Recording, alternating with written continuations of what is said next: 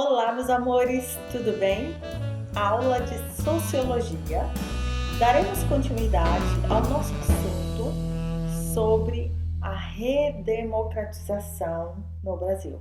Para falarmos sobre isso, nós devemos mencionar um restinho da aula passada, onde nós falávamos sobre o presidente eleito de forma indireta. Você não deve confundir, porque nessa mesma época houve um clamor da nação brasileira pelas diretas já, onde as pessoas foram às ruas para exigir diretas já, mas a eleição de Tancredo foi indireta, ou seja, não foi por eleições diretas, por isso o termo diretas já, ok?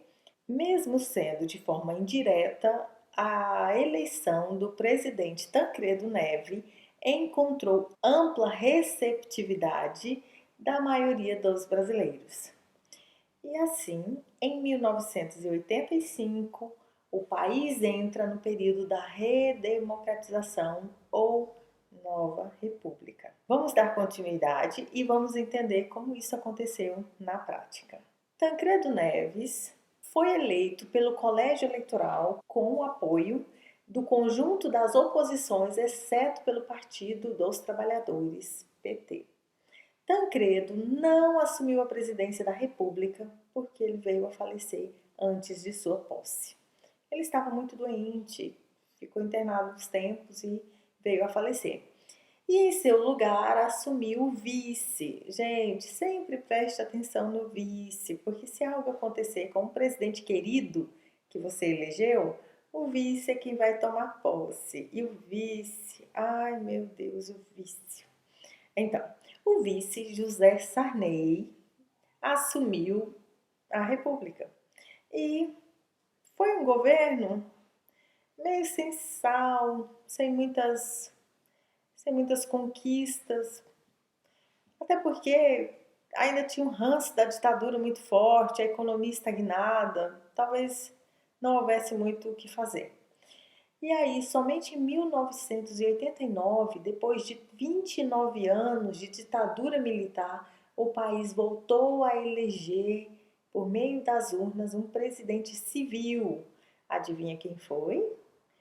Fernando Collor de Mello, ele mesmo, o presidente que destruiu o Brasil.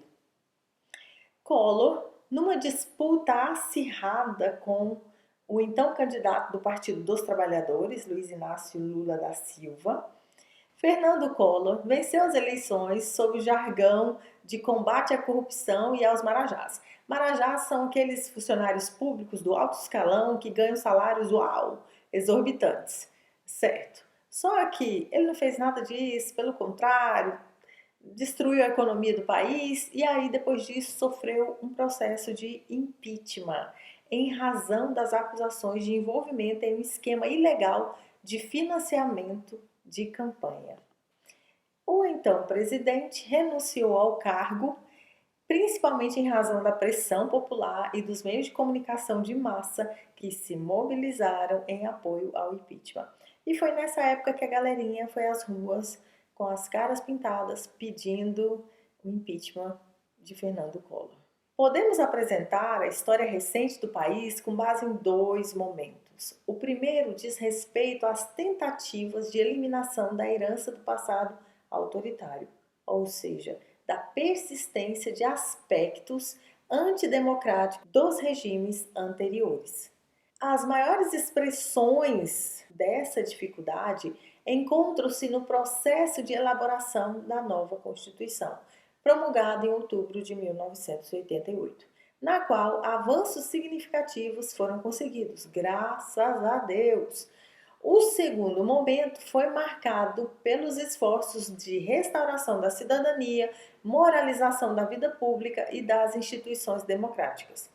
Os principais marcos desse percurso foram o processo de impeachment de Fernando Collor e a CPI dos anões do orçamento. Os chamados anões do orçamento foram os parlamentares brasileiros que no início dos anos 1990 foram acusados de desviar recursos públicos do orçamento da União. A descoberta e consequente investigação por meio de uma comissão parlamentar de inquérito, CPI, ocorreram em 1993. Após a renúncia de Fernando Collor, o então vice-presidente, olha o vice aqui de novo, gente, o vice-presidente Itamar Franco conduziu o governo até seu término. Após esse momento, podemos dizer que a democracia brasileira, ainda que precária, em sua capacidade de diminuição das desigualdades sociais de forma efetiva, atravessa um período de estabilidade institucional com os governos do Fernando Henrique Cardoso, que foi de 1995 até 2002, Luiz Inácio Lula da Silva, 2003 até 2010, e Dilma Rousseff, 2011. Paramos aí. Por que o governo de Dilma Rousseff parou em 2011?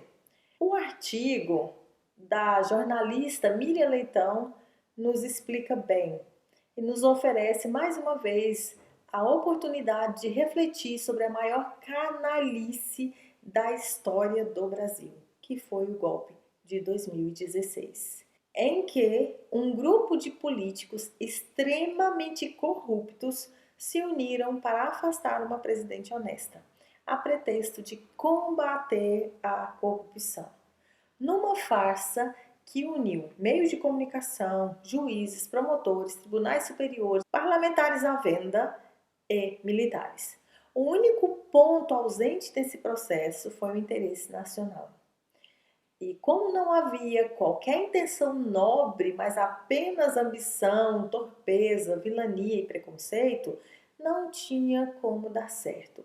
Como efetivamente não deu. O Brasil atual passa por uma grande crise que é a consequência da trama articulada por nomes como Fernando Henrique Cardoso, Rodrigo Maia, Aécio Neves, José Serra, Michel Temer, Eduardo Cunha, Moreira Franco, Aloysio Nunes e tantos outros integrantes da elite que destruiu o Brasil. Grave esses nomes, gente, essas pessoas estão vivas ainda. Gravem esses nomes.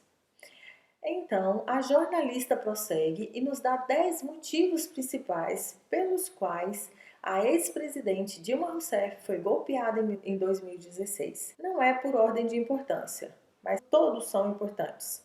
Para que o ex-presidente Fernando Henrique Cardoso e o PSDB retomasse o projeto Petrobras de fatiar e vender a Petrobras aos pedaços, contemplando também as petroleiras internacionais. Esse é o primeiro motivo. O segundo motivo foi que, para fazer cessar a política externa de um Brasil soberano e recolocar o país como quintal dos Estados Unidos. Olha que tragédia. O terceiro item foi para que a bandidagem parlamentar tentasse estancar a sangria das investigações de Curitiba. O quarto motivo foi para reduzir salários e aposentadorias, tanto no setor público como no setor privado. O quinto motivo, para desmontar o BNDES e inviabilizar todos os mecanismos de fomento do Estado, esvaziando também os bancos públicos. O sexto motivo, para vender a Eletrobras, Correios e outras estatais como BB, DT, VM, que são tubarões do mercado que ajudaram a financiar o golpe. Para saciar a fome por publicidade estatal da imprensa corporativa que não aceita políticas de democratização, que vinham sendo executadas pelos governos progressistas. E a nona diz: para a classe média saciar seus preconceitos e se distanciar dos ex-pobres que se aproximam perigosamente dos aeroportos. Olha que tristeza. E o último, para Michel Temer, que nunca havia chegado a lugar nenhum, nem na política, nem na poesia, assim ele pode dizer que sua vida vazia fez algum sentido. Então, olha só, esses 10 motivos elencados pela jornalista Miriam Leitão aponta para os motivos que levaram o golpe à presidente Dilma Rousseff. São motivos egoístas que resultaram no Brasil fracassado. Então, entre os motivos do golpe contra a Dilma, jamais esteve o combate à corrupção. Esse não. E isso já foi demonstrado pelas malas de dinheiro da JBS. Como nenhum dos 10 motivos listados agora há pouco tem qualquer relação com o crescimento, geração de empregos e desenvolvimento, seus cúmplices e coautores tentam agora se desvencilhar desse processo que destruiu não apenas a economia nacional, como a própria ideia de Brasil.